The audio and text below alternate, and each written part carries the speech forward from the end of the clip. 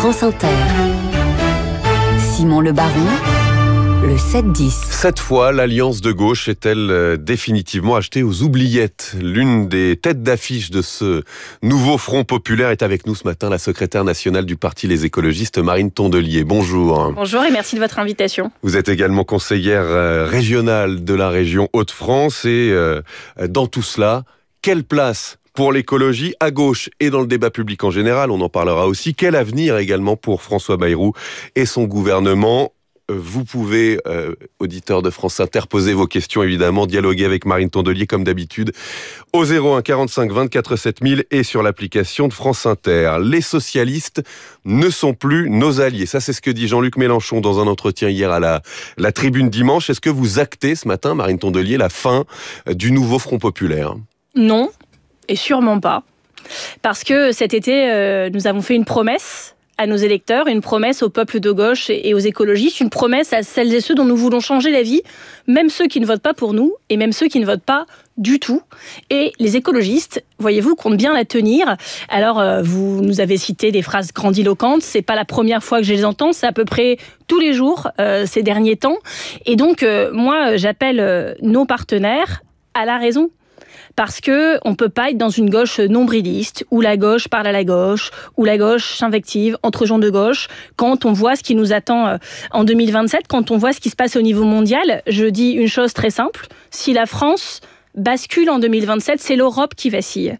Et dans l'amicale fasciste qui est en train de se mettre en place au niveau mondial, celles et ceux qui prendront ce risque en assumeront toutes les conséquences. Et je peux vous dire que les écologistes comptent bien être pénibles autant qu'il le faut pour qu'on trouve une issue à ça. Vous n'avez pas le sentiment d'une rupture définitive cette fois-ci, quand Jean-Luc Mélenchon parle d'une alliance toxique avec le PS? Vous voulez que je vous liste les ruptures définitives auxquelles j'ai assisté depuis que je fais de la politique? Donc non, en politique, il n'y a pas de rupture définitive et heureusement. J'alerte celles et ceux qui font des divisions à gauche et des oukases une rente en politique. C'est dangereux et on n'a pas le temps. De qui parlez-vous? Pas que de Jean-Luc Mélenchon. Et ce que je veux... Olivier Faure? Mais non, pas spécifiquement Olivier Faure, non, mais on a quand même un sujet à gauche de nombrilisme et de personnes qui veulent être le roi du cimetière. À l'heure de la montée des périls, comme rarement on ne les a connus ces dernières décennies, on doit être responsable, on doit être à la hauteur, et je le dis à vos auditeurs qui se désespèrent. Et franchement, moi je suis à peu près dans le même état nerveux que quand je me suis mise à pleurer à votre antenne le 1er juillet matin. C'est juste que le 1er juillet matin, quand j'ai entendu Bruno Le Maire, j'ai eu un choc en disant mais qu'est-ce qu'il fait là? La difficulté, c'est qu'on s'habitue parce que c'est un peu chaque jour et un peu tout le temps. Donc, ça explique pourquoi je suis pas en train de pleurer physiquement à votre antenne. Mais franchement, ça en donne envie. C'est triste. On peut pas miser tout sur le fait d'être roi du cimetière à gauche. La gauche ne doit pas être un cimetière. C'est le dernier bien commun, c'est le dernier salut possible pour tous les gens qu'on est censé défendre. Mais alors, si vous dites que cette alliance qui a été formée dans le contexte que vous rappeliez, qui vous avait fait pleurer à l'époque, qui était celui de la dissolution et des législatives anticipées pour éviter l'arrivée au pouvoir du Rassemblement national, si cette alliance doit encore exister aujourd'hui, quel sens a-t-elle véritablement pour justement nos auditeurs et les électeurs qui sont les vôtres? Écoutez, moi je dis juste une chose très simple, c'est que cet été nous avons été à la hauteur. On n'a peut-être pas tout fait bien, ni avant, ni pendant, ni après, mais à ce moment précis, nous avons empêché Jordan Bardella d'accéder à Matignon. Et juste ça, juste pour ça, je pense qu'il faut qu'on soit très lucide et très fier de ce que nous avons fait. Si on considère Elle a que fonctionné à ce moment-là, c'était son objectif. Si aujourd'hui, quel est son sens? Je vous rappelle qu'on a des élections qui vont arriver où le même risque va se reproduire, peut-être même encore plus fortement et encore plus dangereusement. Et pour lesquels Jean-Luc Mélenchon dit il y aura... Pour la présidentielle, il y aura un candidat insoumis, évidemment. Je dis donc à pas de tout le candidature monde, commune, pas de candidature unique, comme vous l'appelez. Je dis à tout le monde et au nom des écologistes, attention. Si vous pensez qu'on a le luxe de la division, les écologistes ne sont pas d'accord avec vous. Si vous avez envie de construire la victoire en 2027 ou à toutes les élections qui arrivent, les écologistes seront à vos côtés. Et pour celles et ceux qui nous écoutent et qui désespèrent en disant où je vais pour construire l'union, il y a un site qui s'appelle lesécologistes.fr, vous serez bien accueillis et vous verrez, on est déterminés, on perd pas l'espoir, on garde le moral parce qu'en fait on n'a pas le choix d'y arriver. C'est aussi simple que ça. On se bat pour des personnes, je l'avais dit à votre antenne le 1er juillet, des personnes racisés, des binationaux, des femmes, des personnes LGBT, des jeunes, des associatifs, des gens qui se battent pour les droits humains, qui sont terrifiés à l'idée que l'extrême droite arrive au pouvoir. Si on préfère les querelles d'ego, qui ne sont pas que des querelles d'ego, il y a aussi des divergences de lignes politiques. Il y a des divergences de lignes, et justement, certains, y compris en interne dans votre parti, les écologistes, disent de continuer à prôner l'union, c'est bien pratique pour éviter d'avoir à trancher une ligne entre les insoumis et les socialistes, finalement, d'avoir à choisir entre ces deux partenaires. À ma connaissance, dans mon mouvement, tout le monde est très fier de ce que nous avons fait cet été et demande à ce que nous maintenions ce rôle-là. Pas juste un rôle de trait d'union, moi je ne suis pas de la ponctuation. Nous sommes un moteur de l'union, nous voulons gagner et nous allons tout faire, tout faire pour que nous puissions gagner. Mais est-ce qu'un jour il faudra choisir entre insoumis et socialistes ? Qui veulent choisir entre les insoumis et les socialistes, vous me donnez des noms, j'en discuterai avec eux et on a un congrès justement qui arrive, on en discutera. Mais très sincèrement, tout le monde sait bien que la machine à division est une machine à défaite électorale. Je nie pas les différences qu'il y a entre nous. Les insoumis, les communistes, les socialistes, les écologistes, ce sont 4 partis différents qui ont le même objectif quand ils sont ensemble et qui peuvent avoir des stratégies différentes. J'ai des désaccords parfois, j'ai des interrogations, j'ai des doutes. Par exemple, sur la non-censure des socialistes, est-ce que vous leur reprochez évidemment, de la même manière que Jean-Luc Mélenchon, qui dit ils soutiennent de fait François Bayrou et Emmanuel Macron, ce que vous dites aussi ? J'ai fait part de mes incompréhensions, de mes doutes, mais est-ce que ça veut dire que parce qu'une fois on n'a pas été d'accord, on ne se parle plus jamais de notre vie ? Moi, je veux vous dire aussi que les mots ont un sens. Quand Jean-Luc Mélenchon dit « je sors de cette relation toxique aux socialistes », moi je suis désolée. La toxicité dans la vie politique française, je ne la situe pas au niveau du Parti socialiste. J'ai des débats parfois avec eux, parfois on n'est pas d'accord, parfois on se le dit et parfois c'est cash. Mais la toxicité aujourd'hui, c'est la xénophobie, c'est l'extrême droite, c'est l'injustice sociale, c'est ça qu'on doit combattre. Et tant qu'on mettra plus d'énergie à se combattre entre nous qu'à combattre celles et ceux qui sont en face, à droite et l'extrême droite, alors oui, j'aurai un problème avec ma partenaire. C'est le seul problème sur lequel je veux bien m'énerver. Et par ailleurs, je le dis, il y a un moment où on va mettre en place une taxe sur les gens de gauche qui disent du mal d'autres gens de gauche. C'est pas possible, on va rembourser le déficit de l'État à ce rythme-là. J'invite vraiment chacun à la grande vigilance. Ce n'est pas un spectacle, c'est pas un jeu, c'est la vie de Françaises et de Françaises qui sont derrière, au niveau national et puis au municipal qui arrive en 2026 dans chaque ville. Justement, puisque... Division égale ville de gauche qui passe à droite. Pour les gens qui habitent dedans, c'est pas pareil. Dès le début de l'entretien, combien de fois a-t-on dit que cette alliance était définitivement enterrée ? À force, qu'est-ce qu'il a fait tenir encore une fois concrètement ? Les gens qui se battent. Et je peux vous dire que la nuit du 9 juin dernier, si vous aviez posé la question la veille à Jean-Luc Mélenchon, aux socialistes, est-ce que vous allez travailler ensemble demain ? Ils auraient dit sûrement pas. Et puis cette nuit-là, qu'est-ce qu'on a décidé de faire ? De pas prendre en compte leur non-envie de travailler ensemble et de leur annoncer respectivement les yeux dans les yeux avec un grand sourire que nous, on travaillera avec les deux. Point. Et ça a marché. Donc je ne vous dis pas que ça marchera tout le temps, je vois à quel péril nous faisons face, mais comptez sur la détermination des écologistes, et si vous voulez vous battre pour l'union, en attendant, c'est là que ça se passe. Une question au sujet du nouveau Front populaire, de cette alliance de gauche dont on parle, Marine Tondelier. Question pour vous de Marc, au Standard de France Inter. Bonjour Marc. Oui, bonjour. Et on vous écoute. Bonjour, merci de prendre mon appel. J'ai une question donc pour Marine Tondelier. J'ai voté vert tout le temps et j'ai fini par voter à LFI à certaines élections, mais je fais partie aujourd'hui des gens qui pensent que Mélenchon est un vrai repoussoir. Voilà, un vrai repoussoir. Pour moi, il y a vraiment une cassure et pour beaucoup autour de moi, je le vois en discutant avec mes amis.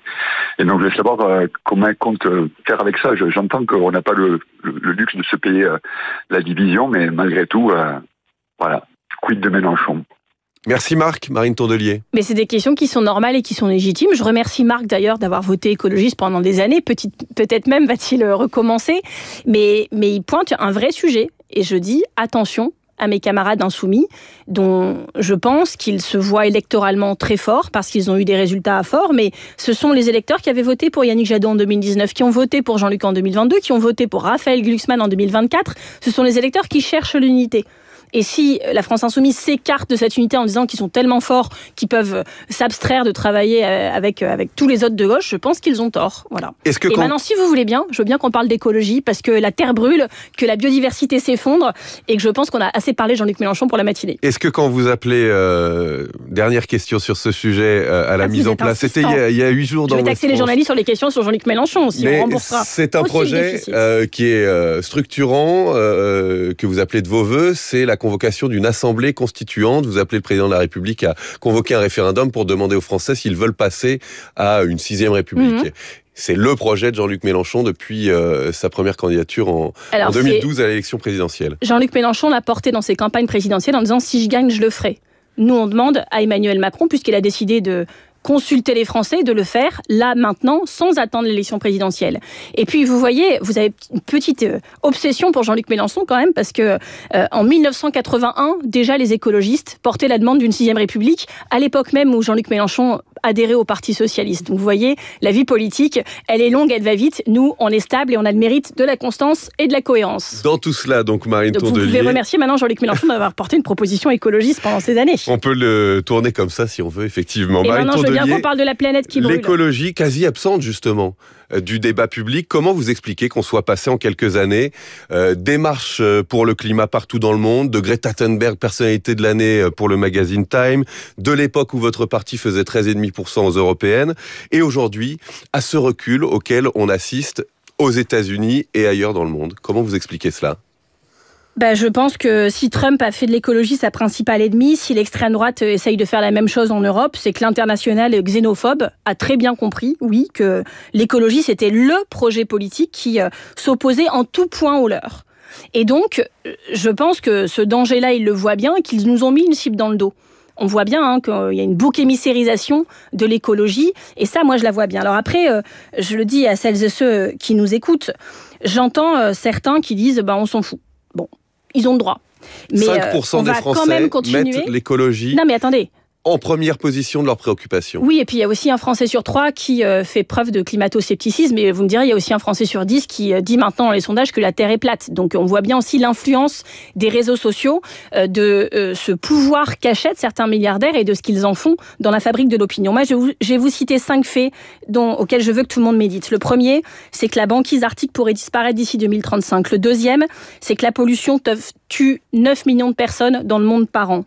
Le troisième, c'est que 50% des habitants en France boivent une eau potable qui est contaminée par un polluant éternel. Que 0,5% du poids de notre cerveau, à chacun des humains, est aujourd'hui formé de plastique. Parce que cette pollution des microplastiques se loge jusqu'au fin fond de notre cerveau. Et que la France fait partie des 10 pays qui comptent le plus grand nombre d'espèces menacées. En 40 ans, on a perdu 60% des oiseaux des champs en France. En 30 ans, 80% des insectes en Europe. Et en 20 ans, 90% des hirondelles ont disparu dans le ciel d'Île-de-France. Une fois que je vous ai dit ça, effectivement, certains ont le droit de s'en foutre. Certains ont le droit de faire des petites querelles pour qu'on parle de faux débats, de polémiques. Moi, c'est là-dessus que j'ai envie de me concentrer.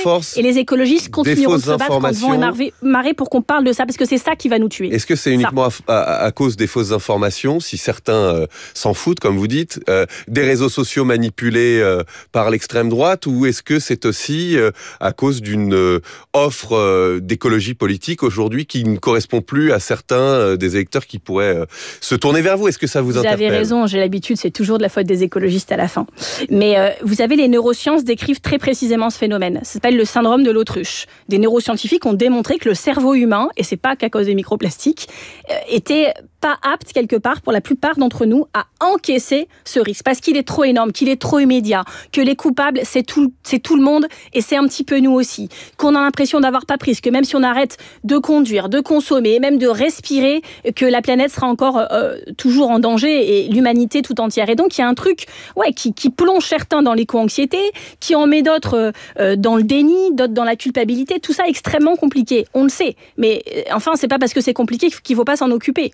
Et donc, encore une fois, moi je pense qu'on a toutes et tous un ou une écologiste qui sommeille au plus profond d'entre nous. Même les chasseurs, les agriculteurs, qu'est-ce qu'ils disent comme slogan ?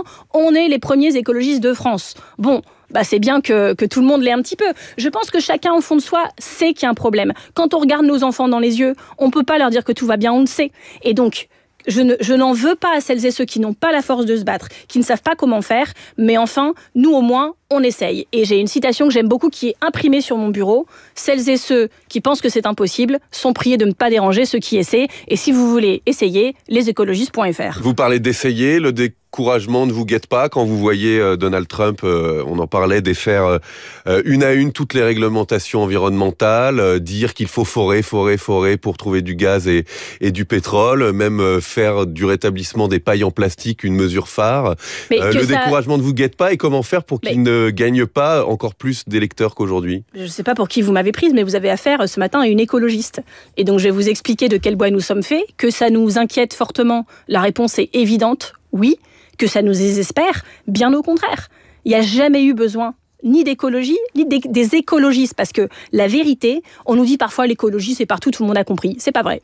Il n'y a pas d'écologie sans écologistes. Et donc maintenant, je pense qu'on arrive dans un moment où tout le monde en a bien conscience et que ce sur quoi on doit compter, c'est l'engagement. Et je sais que c'est dur, je suis bien placée pour le savoir. Mais vous avez dans ce pays des millions de Français qui se battent déjà. Certains en adhérant au Parti des écologistes, d'autres dans des associations. Il y a des centaines de milliers de personnes dans de grosses associations environnementales qui se battent et qui ont des combats courageux.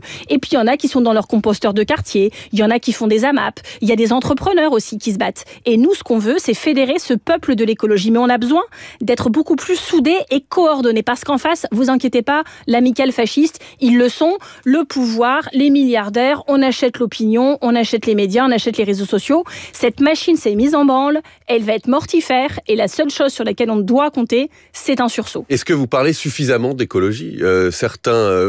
Parmi les reproches qu'on vous fait à votre parti, les écologistes, c'est de parler trop de sociétal. C'est un reproche que vous font vos opposants. Vous êtes bien placé pour savoir que je réponds à vos questions. Et que je suis la première, quand je ne vois pas de questions dans l'écologie, dans une matinale qu'on me propose, à dire je viens si je peux parler d'écologie. Et quand vous me posez des questions sur Jean-Luc Mélenchon, à dire je réponds, mais après je veux parler d'écologie. Je passe mon temps à me battre pour ça. Et je ne pense pas être le problème dans le sujet que vous pointez. Par exemple, vous avez ce qu'on appelle dans le jargon de l'Assemblée une niche parlementaire jeudi, c'est-à-dire une journée dédiée à vos propositions de loi, les propositions de loi du groupe écologiste. Je crois que 3 propositions de loi sur 7 portent sur l'écologie à proprement parler. Alors, je pense que vous faites une confusion entre l'écologie et l'environnement. Donc, je vais vous expliquer avec un grand sourire. L'environnement, c'est tous les sujets dont je viens de vous parler tout à l'heure, sur le climat, la biodiversité qui s'effondre, etc. Mais l'écologie politique, c'est pas juste s'occuper de l'environnement. L'écologie politique, c'est un projet de société qui est juste. Donc, il y a un mot d'ordre, c'est protéger les Françaises et les Français, puisque nous parlons là de l'Assemblée en France, mais notre projet, évidemment, est mondial. Alors, dans cette niche, oui, il y a des projets très environnementaux. L'interdiction des PFAS, des polyfluoroalkylés, qui sont aujourd'hui dans l'eau du robinet que vous buvez, quel que soit l'endroit en France. On a fait adopter ce texte à l'Assemblée, au Sénat. Il y a eu des petites différences entre les deux versions. Donc là, on va faire une adoption, ce qu'on appelle conforme.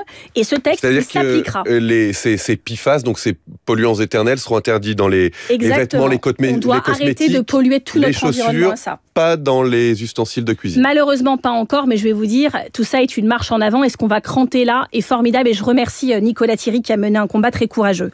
On va aussi protéger les captages d'eau parce qu'aujourd'hui, vous savez, l'eau du robinet, c'est 100 à 300 fois moins cher que l'eau que vous achetez en bouteille, mais même l'eau du robinet aujourd'hui est polluée et les tarifs de l'eau, s'ils augmentent aujourd'hui, c'est parce que ça coûte cher de dépolluer. Ça coûte 5 fois à 10 fois plus cher de dépolluer que de ne pas polluer à la base. Donc on va faire ça, c'est aussi très environnementaliste. On va ensuite faire la sécurité sociale de l'alimentation. Comme pour la santé, on veut qu'il y ait un droit dans ce pays à manger sain et de qualité, ce qui protège évidemment les consommateurs. Je rappelle qu'il y a 37% des Français qui ne mangent pas à leur faim dans ce pays, mais ça protège évidemment les producteurs. On veut que les agriculteurs aient de revenus justes et soient invités à protéger l'environnement. Ça, c'est des sujets environnementaux. Mais les 3 autres, ils ont un lien. Alors justement, le texte phare, alors celui sur les polluants éternels a de bonnes chances, vous l'avez dit, d'être adopté. Celui-là aussi qui propose de taxer les ultra-riches, 2% du patrimoine des ultra-riches. Alors qui sont-ils ? Combien et combien ça rapporterait ? Vous ne voyez pas le lien entre ça et l'écologie ? Je vais vous expliquer. Donc, nous sommes en France. On a 4000 foyers qui ont plus de 100 millions d'euros. Et ces foyers, en moyenne, ils payent que 2% d'impôts sur leurs revenus, parce que ce sont des professionnels de l'optimisation fiscale. Et quand ils payent 2% d'impôts de leurs revenus, ça veut dire que c'est 0,2% de leur patrimoine. On a quand même un petit sujet. Donc là, vous proposez d'imposer on propose que 2% taxe plancher, du patrimoine un impôt plancher minimum. Donc soit il est payé déjà, c'est tant mieux pour eux, soit il les paye pas encore, et on va les amener à ce plancher de 2%. C'est un rendement de 15 à 25 milliards d'euros par an qui est attendu, qui, oui, permettra de financer la transition écologique. C'est bon pour le climat, c'est bon aussi pour le pouvoir d'achat. Nous, les mesures qu'on finance, c'est vous aider à changer de voiture, c'est vous aider à isoler votre logement, c'est mettre en place une tarification de l'eau. Enfin, tout ça, c'est bien pour vous. Mais si vous voyez pas le rapport, je vais aussi vous expliquer que les milliardaires sont celles et ceux qui polluent le plus la planète. Si on prend une empreinte carbone mondiale à laquelle a le droit chaque habitant de l'humanité, les 50% les plus pauvres, ils épuisent ce quota annuel en 3 ans. Les 10% les plus riches, les 1% les plus riches, en 10 jours, c'est-à-dire que le 10 janvier, ils avaient déjà fini, et Bernard Arnault, vous savez à quelle heure le 1er janvier il avait fini ? À 2h15, le 1er janvier, Bernard Arnault avait épuisé son quota annuel de carbone. Donc oui, les plus riches sont les principaux responsables de la pollution par leur activité et par leur consommation, et nous, on trinque. Alors je trouverais ça logique, et les écologistes le pensent tous, qu'ils financent la transition écologique. C'est la justice, et puis on a d'autres textes pour faire en sorte que les femmes de ménage, parce que je dis femmes parce que c'est 80% des femmes, et l'interdiction de travailler la nuit, il faut les protéger de ça. Alors c'est sûr, quand on travaille la nuit, on est invisibilisé, les gens arrivent, leur bureau est propre, c'est par l'opération du Saint-Esprit. Non, c'est des hommes et des femmes qui se lèvent très tôt, qui voient moins leurs enfants, qui prennent les transports tout seuls tôt le matin, dans le froid, que personne ne remercie jamais, et qui sont en danger pour ça. Et donc nous, on souhaite qu'ils travaillent maintenant le jour, et ça ne dérangera normalement personne. Les syndicats et les fédérations de la profession le soutiennent. Et puis on veut aussi interdire les licenciements boursiers, c'est un texte de Benjamin Lucas, et aussi faire en sorte que les demandeurs d'asile puissent, accéder au marché du travail. Aujourd'hui, vous déposez une demande à l'OFPRA, pendant 6 mois, vous n'avez pas le droit de travailler en France. Voilà, ça, c'était pourquoi pour la niche parlementaire, et votre proposition de loi. Et tout ça, c'est l'écologie politique, et j'en suis fière. Jeudi à l'Assemblée nationale. Marine Bravo Tondelier, les députés écolos. Une question pour vous, Marine Tondelier, de Claudia au Standard. Bonjour Claudia. Bonjour. Bonjour Claudia. Bonjour. Alors, je suis militante écologique, je dois te le dire tout de suite. Félicitations. Voilà. Alors, donc, d'après un récent sondage, 55% des Français sont exaspérés par les incivilités. Donc, moi, je me dis qu'il y a peut-être une partie de l'électorat qui se retourne vers un parti soi-disant de l'ordre, un petit peu aux dépens de la gauche. Vous parlez du Rassemblement national ? Oui, oui. Et puis les gens qui ne votent pas, peut-être un peu exaspérés aussi par tout ça. Donc je dis, comment ça se fait que la police municipale, on ne la voit pas beaucoup, en tout cas à Paris, on ne la voit pas.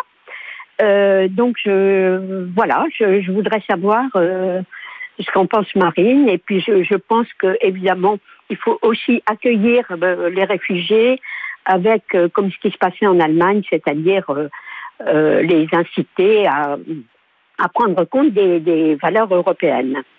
Merci Claudia. Marine Tondelier, est-ce que sur ce discours, disons, d'autorité, la gauche doit être plus offensive, plus présente? Mais les écologistes n'ont pas de leçon de morale à recevoir sur la sécurité, parce que nous l'avons toujours placé au cœur de notre projet. Nous avons une vision de la sécurité globale. Oui, chaque personne a le droit à la sécurité dans sa vie quotidienne, mais aussi quand il boit, quand il mange, quand il respire. On doit protéger les Français. Et Madame a raison de pointer aussi les contradictions de la droite, parce que moi je les entends toute la journée, par exemple, dire autorité, respect de l'autorité. Mais c'est sauf quand c'est l'OFB.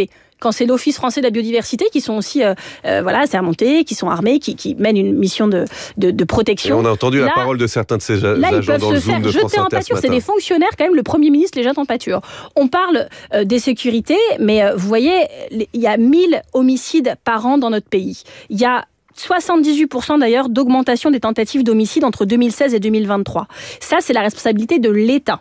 Nous, on fait ce qu'on peut dans les villes écolos, mais c'est pas à nous de faire ça tout seul. Par contre, ce qu'on vous dit, c'est que vous avez plus de chances encore de mourir d'un cancer parce que vous mangez mal, que vous buvez une eau de mauvaise qualité, parce que vous avez la qualité de l'air qui est pas bonne dans votre ville. Et donc, nous, on veut se battre contre toutes les insécurités. Et les insécurités environnementales, aujourd'hui, vous touchent, même si on en parle peu. Ça fait pas la une de CNews, ça fait pas la une des journaux, mais vous touchent bien plus. Donc, nous, on veut une sécurité globale. Et au niveau national, comme dans les villes écologistes, on est mobilisés là-dessus. Merci à toutes et ceux qui nous aident à le faire. Un mot, Marine Tondelier, de François Bayrou, qui répète qu'il n'était pas au courant des accusations de violences sexuelles au collège-lycée Notre-Dame de Bétharram près de Pau. Il a rencontré ce week-end l'association des victimes. Est-ce que vous pensez, vous aussi, comme certains de vos collègues insoumis notamment, que le Premier ministre ment ? Je ne pense pas qu'il ment, j'en ai la preuve.